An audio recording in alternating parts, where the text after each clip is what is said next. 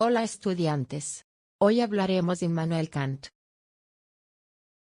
Immanuel Kant nació el 22 de abril de 1724 en Königsberg, Alemania. Su educación se basó en el movimiento religioso pietista luterano, inculcado por su madre. Por esto Kant estudió en el Collegium Fridericianum, instituto en el cual obtuvo buenos conocimientos de la lengua y la cultura. En 1740 entró a la universidad donde recibió lecciones newtoniana y matemáticas, lo cual lo llevó a crear su primera obra después de 9 años, llamada Pensamientos sobre la verdadera estimación de las fuerzas vivas. Al obtener el título de libre docente, pudo entregar conocimientos de varios temas, entre ellos, física, matemáticas y sobre todo, más relacionado con la filosofía como historia, lógica y moral.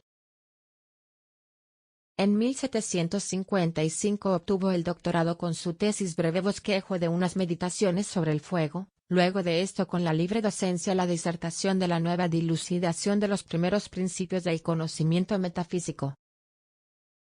Al mismo tiempo publicó de forma anónima una historia la cual llamó Historia Universal de la Naturaleza y Teoría del Cielo, en la cual expuso la formación del sistema solar, pero esta no logró tener mucho impacto en un principio, pero más tarde con el físico Laplace en 1796 plantearía algo similar, que terminó siendo bautizada como la hipótesis de Kant-Laplace.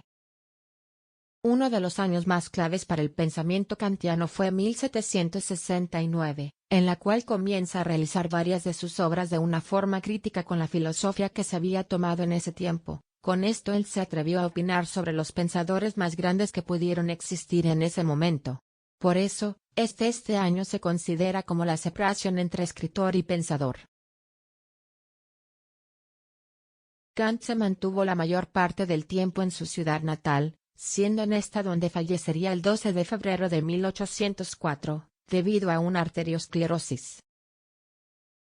En su memoria se hizo una capilla, la cual actualmente se encuentra fuera de la catedral del actual Kaliningrado, en el río Pregolya. Es uno de los pocos monumentos alemanes conservados por los soviéticos tras conquistar la ciudad y anexionarse en 1945. La tumba anterior había sido destruida ese mismo año a causa del conflicto. El pensamiento kantiano fue muy influyente en Alemania en su momento ya que este proyectó a la filosofía más allá entre el empirismo y el realismo. Kant desarrolló su teoría ética lo cual nos decía que la única virtud que puede ser incondicionalmente buena es la buena voluntad. Este filósofo confiaba firmemente en la razón, constituye además la idea de que el mundo, el Sol y los planetas son complementarios entre sí. Kant plantea 3 preguntas como ideas que aportaron a nivel universal, las cuales fueron, ¿qué puedo conocer? ¿Qué debo decir? ¿Qué me cabe esperar? Estas preguntas nos hacen reflexionar y engloba qué es el hombre, y por ello realiza 3 libros inspirados en estas preguntas los cuales fueron, Crítica de la razón pura, la crítica de juicio. La filosofía de Kant no niega la existencia de Dios, ni un orden moral, ni la realidad pensable de un mundo físico, lo que niega salvo en lo moral es que la razón humana pueda difundir a esos entes en sí mismos. Algunas obras de Kant. Crítica de la razón pura, 1781, se le considera su obra principal. Parte de tratar de dar respuesta a la pregunta de si la metafísica puede ser entendida como una ciencia, con lo que traza paralelismo con la matemática y la física. Kant concluye la imposibilidad de concebir racionalmente aspectos trascendentales como la idea de Dios. Se ganó algunos enemigos por ello, como el mismísimo Papa. El mayor logro de esta obra es el intento de sintetizar las 2 corrientes principales de la filosofía europea moderna, el empirismo y el racionalismo. Fundamentos de la metafísica de las costumbres, 1785, trabajo clave para entender los principios de la ética kantiana. En él formula por primera vez una de sus mayores aportaciones a la filosofía occidental, el llamado imperativo categórico. Por primera vez, un filósofo desvincula la acción moral del ser humano de la autoridad divina, y proclama que ésta debe partir de la razón y de la conciencia individual. Es el planteamiento de una ética universal más allá de doctrinas, una idea revolucionaria para la época.